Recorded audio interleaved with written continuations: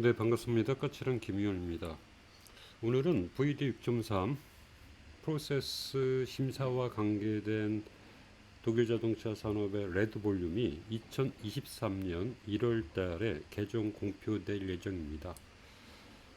그래서 2016년 버전 대비 새로운 2023 버전에는 어떠한 내용들이 변경됐는지 간단한 요약 설명하는 시간을 갖도록 하겠습니다.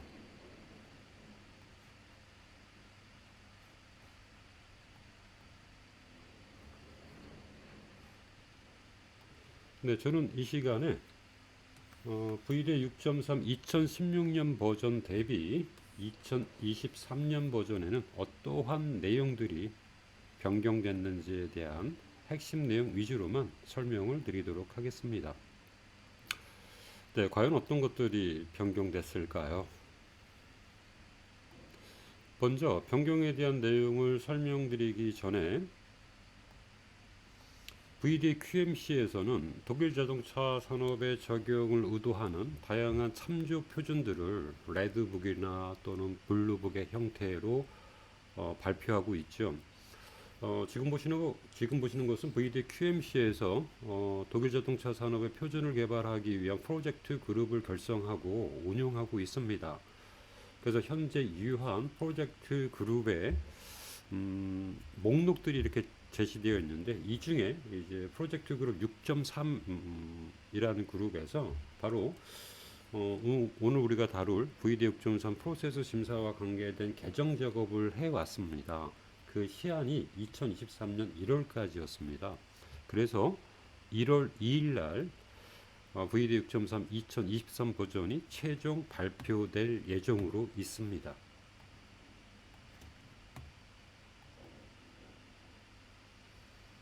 네, 말씀드렸듯이 1월 2일 날 발표 예정이고요.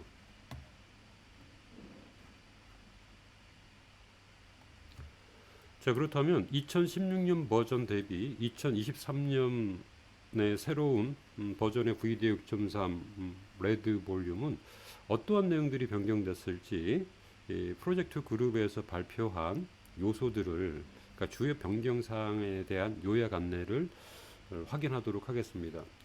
이 첫 번째가 근본 VD 6.3 2023 버전을 개정하는 데 있어서 가장 중요한 의미를 부여해서 이제 개정 안으로 소개된 내용 중에 하나가 바로 이 소프트웨어 관련 측면이 VD 6.3 질문서에 고려됐다라는 것이 가장 큰 특징 중에 하나입니다. 이 자동차 산업이 점점 모빌리티다, 스마트 모빌리티다라고 해서 자동화, 전동화되고 있는 기술적인 트렌드에 맞춰서 VD QMC에서도 이 소프트웨어 산업에 특화되어 있는 요구 사항이죠. 예를 들어서 에이스파이스라든가 기능 안정과 관계된 ISO 26262, 그리고 최근에 이슈화되고 있는 사이버 보안 등에 대한 측면들이 이 VD 6.3 프로세스 요소 내에 질문 항목의 최소한의 요구 사항으로 대폭 강화되어 있습니다. 두 번째는 VD 6.3 최소한의 요구 사항을 실행시키기 위해서 우리가 필수적으로 검토하고 적용해야 되는 다른 참조 표준들이 있습니다. VD QMC에서 발간한 다양한 참조 표준들이 있는데, 이런 참조 표준과 요구사항에 대한 어떤 정렬 그리고 조화를 강조하기 위해서 2023년 버전이 이제 개정됐다고 합니다. 대표적으로 이제 VD QMC에서 발간하고 있는 에이스파이스라든가 또는 VDA MLA 등과 같은 참조 표준과 VD 6.3 최소한의 요구사항을 온라인시키기 위한 개정이 두 번째로 강조된 개정 내용이었습니다. 세 번째는 저는 개인적으로 실무적으로 가장 의미가 있다라고 개인적으로 생각하고, 그리고 VDA 6.3 시스템 대응을 하고 있는 기업의 경우에도 좀 고민을 좀 많이 하셔야 되는 항목들이 이 세 번째입니다. 바로 뭐냐면, 개발 단계에 여러분 조직의 하위 협력사, 서브티어 서플라이어들의 개발 관리 활동에 대한 관리를 강화하기 위한 새로운 요구사항들이 신설됐고, 또한 기존 요구사항이 강화됐습니다. 기존의 협력업체 관리라고 하게 되면 P2 프로젝트 관리에서 아주 일부의 요구사항, 그리고 양산 이후에 P5라는 협력업체 관리와 관계된 프로세스 요소에서 주로 다뤘었죠. 즉 양산 이후의 양산 이후의 협력업체 관리와 관계된 VD 6.3 2016년 버전을 이제는 양산 이전의 개발 단계 P3, P4가 이제 개발 단계죠. 개발 단계 프로세스 요소에서 하위 협력사에 대한 개발 관리 활동에 대한 강력한 실행을 요구하고 있는 것은 매우 중요한 특징이다라고 볼 수 있을 것 같습니다. 특히 여러분 조직의 SQE 조직이나 SQM 또는 SD 등과 같은 이 협력업체 관리를 하는 전담 인원과 조직이 갖춰져 있다면 새로운 2023 버전을 대응하기 위한 이런 SQE와 관련된 조직들의 강화된 VD 6.3 요구사항을 대응하기 위한 여러분 조직의 시스템이나 기준이나 인프라가 강화될 필요성이 있다는 거 강조 말씀드립니다. 네 번째는 리스크를 고려한 VD 6.3 심사 형태를 다양한 옵션을 통해서 선택하고 수행할 수 있도록 심사 형태를 제시했습니다. 제시된 심사 형태는 원격 심사, 그리고 하이브리드 심사, 그리고 현장 심사 이 세 가지 유형의 심사로 VD 6.3 심사가 가능하도록 되어 있고요. 그리고 이 세 가지 심사 형태 중에 어떤 형태의 심사를 할 것인지에 대한 결정 기준은 리스크를 고려하도록 되어 있습니다. 그러니까 평가 대상 제품과 프로세스에 대한 리스크를 근간으로 해서 중요도에 따라서 원격, 하이브리드, 현장 심사 등과 같은 다양한 형태의 심사 방법을 선택할 수 있도록 되어 있고, 그리고 이 원격 심사의 경우에 원격 심사를 통해서 심사될 수 있는 질문서도 VD 6.3에서 제시하고 있습니다. 그러니까 모든 조항에 대해서 원격 심사를 허용하는 것이 아니라 일부 제한된 원격 심사가 가능한 VD 6.3 질문 내용들이 제시되어 있다. 그리고 다섯 번째가 기존의 2016년 버전에서는 8장에 이제 서비스 심사와 관계된 질문서가 추가되어 있었는데 2023년 버전에서는 8장이 이제 삭제됐습니다.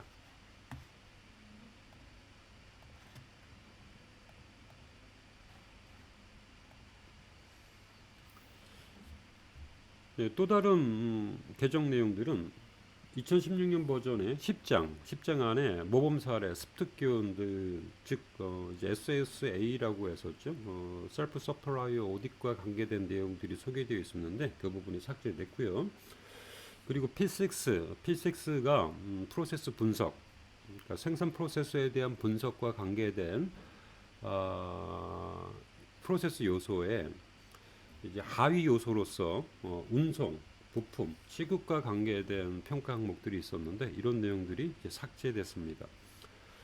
그리고 저는 개인적으로 두 번째 아까 P3, P4 단계에서 이 조달 활동과 관계된 협력업체 개발 관리 요구사항이 강화됐다라는 실무적인 특징에 이어서 두 번째 실무적으로 우리가 좀 고려할 수 있는 것 중에 하나가 뭐냐면 여러분들께서 많이 인지하고 계시는 스페셜 리스크 항목, 그리고 뭐 스타 퀘스천이라고 하죠.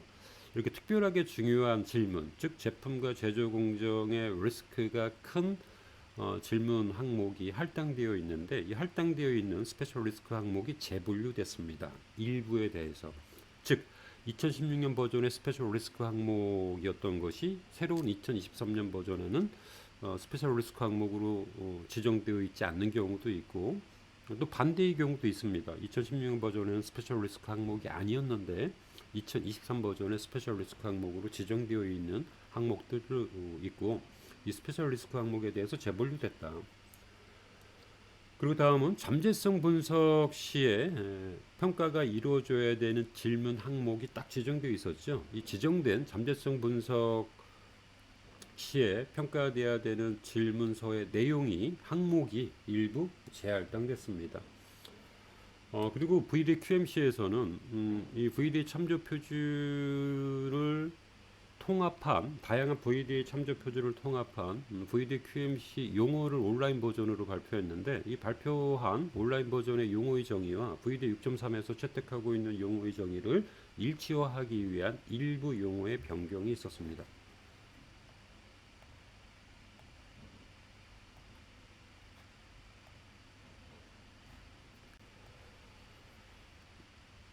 다음은 2016년 버전 대비 2023년 변경사항이 없는 것들, 즉 2023년 버전에서도 2016년 버전의 기준을 그대로 수용한 내용들이 있는데, 그 내용들이 이제 5가지입니다. 첫 번째, VD 6.3 종합평가 결과에 대한 등급 산정 기준은 기존과 동일하게 A, B, C 분류 체계로 평가 결과에 대한 등급을 판정하도록 규정하고 있고요. 두 번째, 이 질의서의 구조도 2016년 버전, 2023년 버전 같습니다. 이미 아시는 바와 같이 질의서의 구조는 평가돼야 되는 프로세스 요소, 그리고 프로세스 요소 내에서 질문돼야 되는 질문서의 번호, 그리고 질문, 그리고 이 질문 항목에서 반드시 심사돼야 되는 최소한의 요구사항, 평가를 위한 최소한의 요구사항이 있고요. 그리고 최소한의 요구사항을 심사하기 위해서 심사원에게 제공되는 심사를 위한 사례, 이렇게 구성이 되어 있었죠. 2016년 버전도 2023 버전도 마찬가지입니다. 다만 이 최소한의 요구사항과 이 이행을 위한 사례에 소프트웨어 산업과 관계된 특정한 요구사항이나 특정 사례들이 대폭 채택됐다. 그리고 최소한의 요구사항이 기술되어 있었던 2016년 버전에 기술되어 있었던 최소한의 요구사항의 일부 문구를 조정하거나 좀 구체적으로 일부 문구를 조정하거나 또는 일부의 요구사항들이 추가되거나 또는 요구사항의 배치가 다른 질문 항목으로 이동하거나 이런 변경사항들이 P7까지의 질의서의 구조 안에 포함되어 있습니다. 자, 세 번째는 이제 평가돼야 되는 프로세스 요소 P2부터 P7까지가 6가지 요소가 2016년 버전에 규정되어 있었죠. 2023년 버전도 평가돼야 되는 프로세스 요소의 구조는 동일합니다. P2, P7. 그리고 네 번째가 프로세스 분석, 바로 P6 요소죠. 이 P6는 다른 프로세스 요소와 다르게 이 토탈 다이어그램을 통해서, 이 토탈 다이어그램은 자동차 산업의 프로세스 파악으로 해서 제안된 툴이죠. 권장되는 툴입니다. 이 토탈 다이어그램을 통해서 프로세스 분석 시에 고려돼야 되는 프로세스 요소별로, 프로세스 구성 요소별로 하위 요소들에 대한 평가 항목들이 발굴되어 있었죠. P6.1항부터 P6.6항까지가 대표적이죠. 그래서 이 토탈 다이어그램을 근간으로 한 프로세스 분석과 관계된 하위 평가 항목은 2023 버전도 2016년 버전과 동일하게 채용됐다. 기존의 다운그레이드 규칙도 2023 버전에 동일하게 채용되어 있습니다.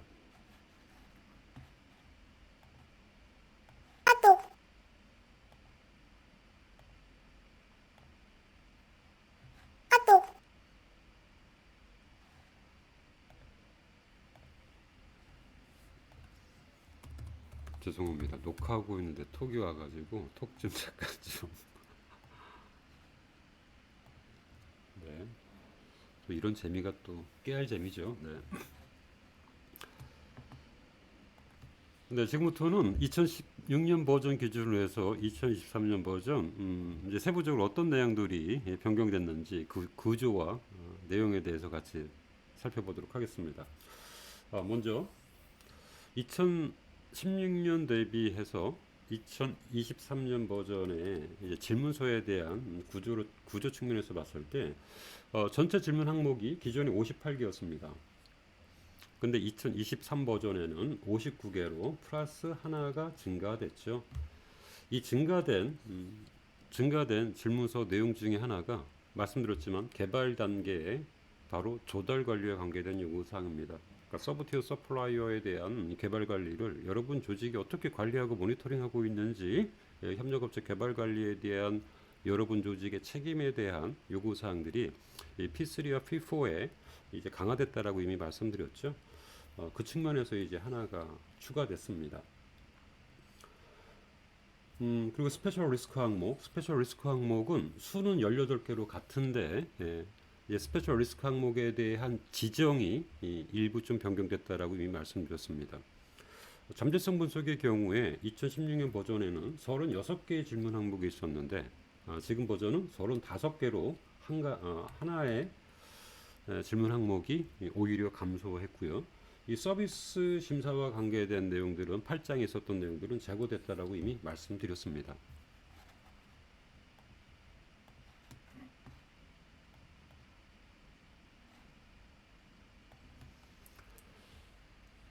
자, 이 질의서의 구조를 보다 좀 세분화해서 소개해드리기 위해서 제가 이렇게 다 분류를 한번 해봤습니다. 왼쪽에 보시는 것이 2016년 버전이고요. 오른쪽이 2023 버전입니다. 말씀드렸지만 프로세스 요소 P2부터 P7까지는 동일하다고 말씀드렸습니다. 첫 번째 질문서. 질문서의 수에 보면 이미 말씀드렸지만 58개에서 59개로 플러스 하나가 더 추가됐습니다. 추가가 됐는데 그게 그걸 보시게 되면 어디서 추가됐냐면 추가된 영역이 크게 두 개의 요소에서 추가되고 한 개의 프로세스 요소에선 감소됐기 때문에 종합적으로는 플러스 1이라는 질문서의 크기가 증가됐는데요. 먼저 증가된 부분에 대해서 자, P3와 P4에 보게 되면 기존의 최소한의 질문수가 각 5개, 8개였습니다. 이것이 2023 버전에 플러스 1, 즉 6개가 됐고요. 그리고 P4의 경우에도 8개에서 9개로 플러스 1, 합이 2개가 늘었죠. 개발 단계에서. 네. 이 증가된 요소가 이미 말씀드렸지만 개발 단계에 바로 협력업체 개발 관리입니다.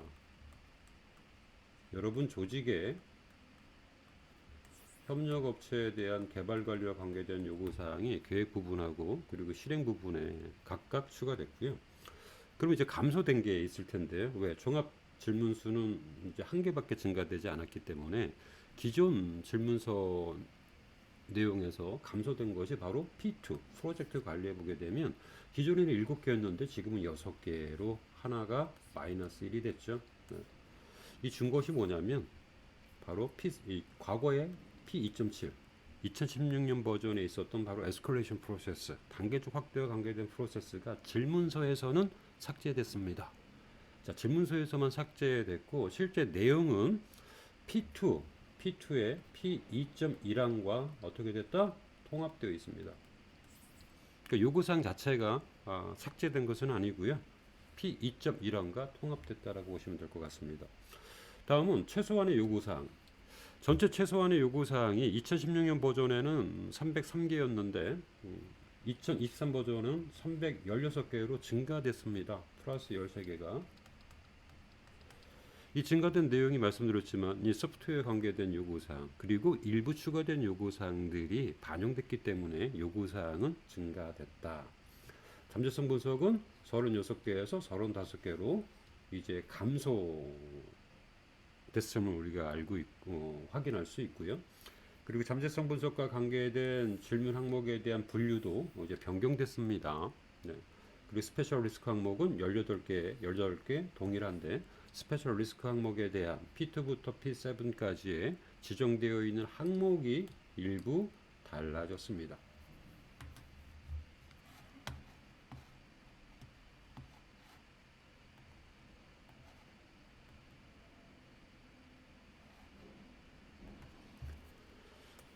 자, 말씀드렸지만 리스크를 기반으로 한 심사 형태에 대한 다양화가 크게 원격 심사, 즉 온라인 오디시죠. 그리고 하이브리드, 그리고 온사이트 오디 이 세 가지 형태로 제한되어 있습니다.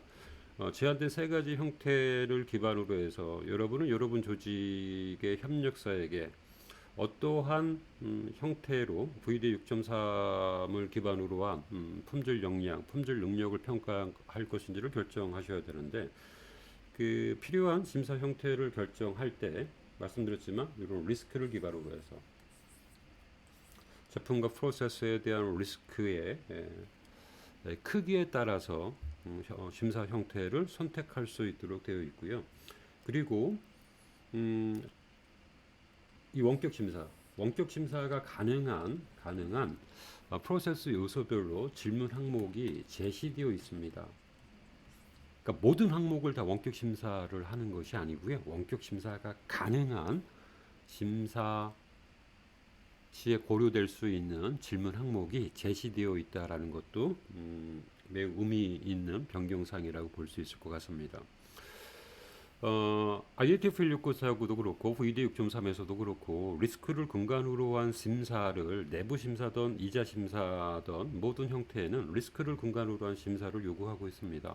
근본 2023 버전에서는 이제 심사의 형태 자체도 이제 리스크를 근간으로 한 심사 방법을 결정할 수 있도록 리스크 관점의 심사가 좀 강화됐다라고 볼 수 있을 것 같고요.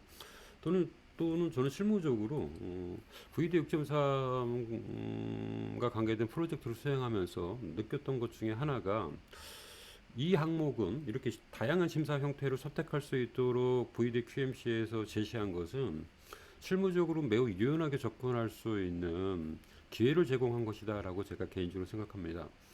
그 이유는 여러분들은 공급망에 대한 VD 6.3을 심사하기 위한 서플라이 체인 오디터들이 많이 확보되어 있지 않을 거예요. 최소한의 방어적 수단으로 최소 인원이 VD QMC에 공인된 VD 6.3 심사원으로서 자격 부여되어 있을 텐데 하지만 여러분들이 관리해야 되는 협력업체 수는 어떻게 되겠습니까? 증가될 가능성이 높죠. 기존 공급업체의 부족한 성과라든가 그리고 협력업체에 대한 리스크를 관리하는 측면에서 이원화하거나 해외 조달됐던 아이템들을 국산화 개발하거나 또는 공급망에 대한 건전한 경쟁을 유도하기 위해서 새로운 협력업체를 서플라이 풀에 진입한다거나 다양한 목적으로 품질 목적, 원가 목적 또는 리스크 관리 측면에서 여러분 조직이 관리해야 되는 공급망은 계속 확대될 수밖에 없습니다. 때문에 VD QMC 공인심사원들이 1인당 관리해야 되는 협력업체의 수는 어떻게 된다? 증가됩니다. 증가되는데 이런 증가되는 모든 협력업체들을 다 온사이트 평가를 해야 된다? 현실적으로 좀 어려움이 있거든요. 이런 내용들을 협력업체가 가지고 있는 리스크를 근간으로 해서 필수적으로 온사이트 평가가 이루어져야 되는 업체 그리고 심사의 형태를 이제 방문 평가가 아니라 원격으로 또는 서면으로 평가를 대체할 수 있는 어떤 다양한 유연성 있는 심사 형태에 대한 제시는 개인적으로 매우 의미 있다라고 말씀드리고 싶습니다. 물론 리스크가 높음에도 불구하고 이제 현장 심사가 아닌 원격 심사를 수행하지는 않으실 거라고 보여집니다. 네.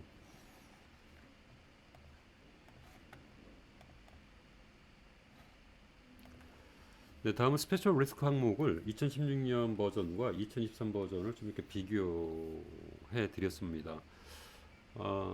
질문 수는 18개 같다고 제가 말씀드렸는데요. 질문에 따른 어떤 분류는 좀 변경됐다고 제가 말씀드렸는데 크게 변경된 것이 이제 요거죠. 네. 말씀드렸지만 이 개발 단계에서 조달 활동, 구매 활동이죠. 네. 바로 여러분의 그 서브티어 서플라이어에 대한 개발 관리와 관계된 요구 사항이 P3.4항에 추가돼서 스페셜 리스크 항목으로 반영되어 있고요. 그리고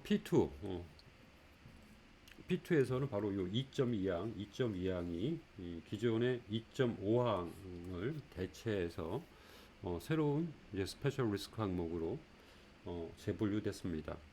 바로 이 2.2항은 프로젝트 실행을 위한 리소스 관리죠. 리소스 플랜과 관계된 P2.2항이 새로운 스페셜 리스크 항목으로 반영됐다.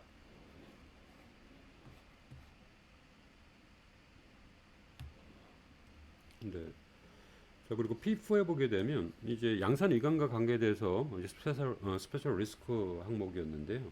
이것이 폐지된 것이 아니라 지금은 이제 양산 단계, 프로세서 분석 단계 6.1.1항 6.1.1항이 이제 양산 이관과 관계된 양산 단계의 질문서인데 개발 영역 단계에서 양산 이관이 스페셜 리스크 항목으로 2016년 버전에 지정되어 있다면 2023 버전에서는 양산 이관과 관계된 스페셜 리스크 항목을 P4에서 P6로 분류를 좀 변경했다.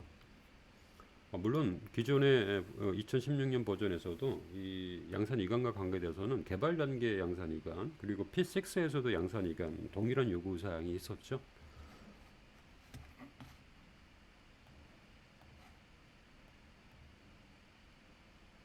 네, 기타 내용들은 참고하도록 하겠습니다. 다음은 잠재성 분석 평가 시 적용되어야 되는 등급 판정 기준이 일부 변경됐습니다. 좀 강화됐죠, 강화. 네.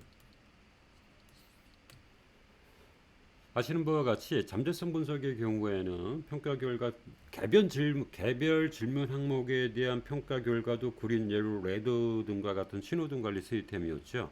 그리고 종합 평가 결과도 그린, 옐로우, 레드의 신호등 시스템이었습니다.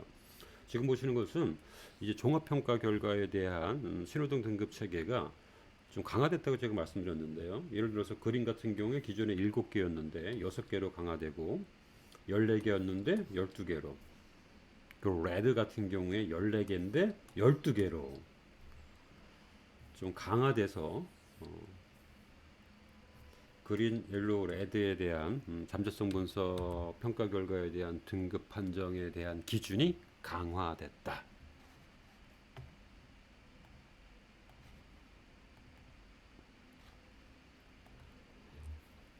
네, 그리고 개별 질문 항목에 대한 점수 부여 척도는 기존과 동일하게 0, 4, 6, 8, 10 5개 척도로 평가 결과에 대한 산정을 할 수 있도록 제시되어 있습니다. 동일하고요. 다만 2016년 버전에서는 이제 부적합이라는 단어를 사용하지 않고 데비에이션이라고 해서 이탈이라고 표현했죠. 근데 2023 버전에서는 이제 부적합으로 점수 부여 척도에 대한 기준으로 부적합이라는 개념을 이제 반영되어 있습니다. 다만 이제 경부적합인 경우에는 8점. 여러분 잘 아시는 바와 같이 부적합이라는 것은 뭐죠? 규정된 요구사항과 불일치되는 모든 발견사항이 부적합입니다. 그럼 여기서 얘기하는 부적합이라는 것은 프로세스 요소별로 질문서가 있고 질문서 안에 심사되어야 되는 최소한의 요구사항이 있겠죠. 이 최소한의 요구사항과 불일치되는 발견사항이 다 부적합입니다. 근데 부적합으로 인한 리스크, 영향, 크기 등을 기준으로 해서 마이너냐 메이저냐 따라서 4점, 6점, 8점 척도를 고려하도록 되어 있습니다. 근데 부적합에 대한 분류가 경부적합이 있고요. 그리고 우리가 일반적으로 IATF 1694구에도 분류 체계인 마이너, 메이저 이외에 이제 시그니피컨트라는 부적합에 대한 유형도 포함되어 있습니다. 자, 그렇다면 우리가 항상 딜레마입니다. 불일치인데 이 불일치로 인한 부적합에 대한 구분을 마이너로 할 건지 메이저로 할 건지 시그니피컨트로 할 건지 그거에 대한 분류 기준이 있어야 되지 않을까요? 그 분류 기준이 이미 VDA QMC에서 2016년 버전에도 제시되어 있었습니다. 제품에 대한 리스크, 프로세스에 대한 리스크, 그리고 시스템에 대한 리스크로 0점부터 10점까지에 대한 심사원이 판정하기 위한 개별 척도에 대한 참조 가이드라인이 있었는데 그것이 바로 이거죠. 개별 질문 항목에 대한 준수평가 지침이 말씀드렸지만 불일치로 인한 프로세스에 대한 리스크, 제품에 대한 리스크, 그리고 시스템 관점에 대한 리스크로 구분되어 있었어요. 근데 이것이 시스템 뷰에서 이제 커스터머 뷰로 변경됐습니다.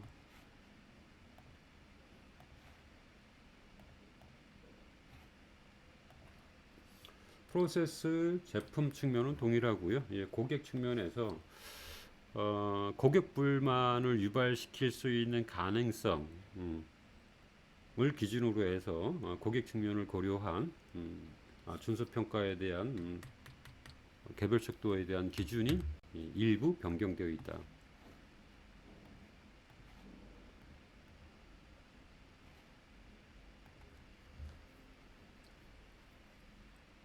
네, 요 세 가지는 기존에도 있었던 것이죠. 2016년 버전에 VD 6.3과 관계돼서 VD 6.3을 이해하는 데 있어서 우리 모두는 사실은 제품 수명 주기에 대한 이해가 매우 중요하죠. 지금 뭐 이 자리에서 제품 수명 주기에 대한 정의에 대해서 설명드릴 자리는 아니기 때문에 생략하도록 하겠습니다. 이 테이블은 뭐냐면 제품 수명 주기를 근간으로 했을 때 VD 6.3 프로세스 요소에 대한 시퀀스와 얼라인, 그러니까 상호작용들이 제품 라이프 사이클을 기준으로 해서 이제 제시되어 있는 표입니다. 근데 기존에는 VD 6.3 제품 수명 주기, VD 6.3의 프로세스 요소, 그리고 VD MLA까지 상호관계가 표시되어 있었는데 이제는 소프트웨어 산업의 대표적인 가이드라인 VD QMC에서 발간한 에이스파이스의 V 모델도 제품 수명 주기 내 VD 6.3 프로세스 요소의 상관관계를 규정하는데 에이스파이스 모델도 참조돼서 개정됐습니다.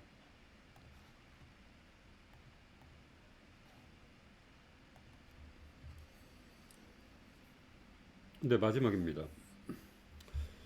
VD 6.3 2023년 개정 공표에 따른 필요 조치에 대해서 말씀드릴게요. 첫 번째, 자, 신규 버전이 언제부터 적용돼야 될까? 신규 버전이 적용돼야 되는 시점은 철저하게 고객 요구 사항에 따르시는 겁니다. 여러분 조직의 고객사가 어떤 VD 6.3 버전을 기준으로 해서 여러분 조직을 평가할 것인지에 따라서 2016년 버전을 고객이 유효하게 요구한다. 그럼 2016년 버전에 따르셔야 되고요. 고객이 새롭게 개정된 2023 버전에 대한 준수성을 보장한다 라고 하게 되면 고객 요구사항에 따라서 2023 버전을 따르셔야 됩니다. 철저하게 고객 요구사항을 따르셔야 되고요. 그리고 또 하나, 변경으로 인해서 이전 버전의 심사 결과, 즉 2016년 버전을 기준으로 한 평가 결과와 새로운 버전으로 적용된 평가 결과를 직접 비교하는 것은 요구사항이 아닙니다. 네. 직접 비교하지 말아라 라고 VDA 6.3에 기술되어 있습니다. 네. 왜냐하면 배열이나 최소한의 요구사항들이 달라졌기 때문에 직접적으로 비교하는 것은 큰 의미나 시사점이 없죠. 네. 두 번째, 심사원 자격갱신과 관계된 내용인데요. 새롭게 발표되는 2023 버전은 여러분이 현재 가지고 있는 심사원 자격의 유효기간에는 영향을 주지 않습니다. 여러분은 유효기간이 있다면, 자녀 유효기간이 있다면 그 자녀 유효기간이 여러분 자격의 유효기간이에요. 다만 유효기간이 만료돼서 이제 갱신을 하셔야 될 텐데 갱신 요건 중에 하나가 바로 2023 버전으로 업그레이드 교육은 필수적으로 갱신 신청 전에 완료되셔야 된다. 그래서 VD QMC의 라이센스 파트너에서 아마 내년도에 이 새로운 버전으로 VD QMC 기존 VD 6.3 심사원의 업그레이드 교육 과정을 아마 런칭할 겁니다. 네. 자, 세 번째는 이건 제 개인적인 의견을 좀 포함시킨 겁니다. 실무적으로 여러분께서 수행하셔야 되는 것 중에 하나죠. 새로운 버전은 기존 버전과 일부 의미 있는 차이들이 분명히 존재합니다. 때문에 새로운 기준으로, 새로운 2023 버전으로 현재 여러분이 운영하고 있는 시스템이나 프로세스나 제품을 평가한다면 좋은 평가를 받기가 어렵습니다. 때문에 2023 버전에 대한 VD 6.3 요구사항을 효과적으로 대응하기 위한 준비가 체계적으로 계획되고 실행될 필요성이 있습니다. 이를 위해서 가장 먼저 하셔야 되는 것 중에 하나가 바로 갭 분석이죠. 새로운 버전의 요구사항 대비 현재 여러분 조직의 수준이 어떠한지에 대한 갭 분석을 실시하시고 갭 분석 이후에 이제 변경 사항에 대한 대응 계획과 그리고 체계적인 어, 실행을 전개하는 것이 필요합니다. 고객사가 아직 고객사가 여러분 조직을 평가하기 위한 고객사 심사원들도 새로운 버전으로 업그레이드 교육을 받지 않았기 때문에 여러분한테는 2023 버전을 준비하기 위한 어느 정도의 시간이 허용될 수 있을 거라고 보여집니다. 네, 왜? 즉각적인 대응을 요구하지 않을 거니까. 네. 그래서 고객사의 적용 시점을 고객과 의사소통해서 파악하신 이후에 이를 대응하기 위한 선제적인 준비가 좀 필요하다라는 말씀을 드리도록 하겠습니다. 저는 이미 2023 버전에 대한 VD 6.3 내용을 이미 스터디를 했고요. 그리고 2016년 버전 대비 2023년 버전에 각 질문 항목별로 최소한의 요구사항 단위로 어떠한 변경사항들이 있는지를 이미 분석을 완료했습니다. 그래서 여러분들이 성공적으로 2023 버전으로 전환하기 위한 여러분 시스템 그리고 프로세스 그리고 여러분의 퀄리피케이션을 성공적으로 업그레이드 하는데 필요한 준비를 할 수 있도록 저도 차분히 준비하고 여러분들을 지원할 수 있도록 2023년도에 지원할 수 있도록 필요한 준비를 꼼꼼히 해서 여러분한테 좀 의미 있는 그런 프로젝트를 함께 할 수 있기를 기대해 보도록 하겠습니다. 자, 지금까지 오랜만에 유튜브로 인사드렸습니다. 까칠한 김효연이었습니다. 여러분 올 한 해 수고 많으셨고요. 연말이니까 새해 복 많이 받으시고 2023년 또 반가운 얼굴로 어느 장소든 뭐 심사 장소든 강의 장소든 프로젝트를 수행하는 현장에서든 반갑게 건강하게 인사할 수 있는 기회가 허락되기를 기원드리도록 하겠습니다. 자, 감사합니다, 여러분.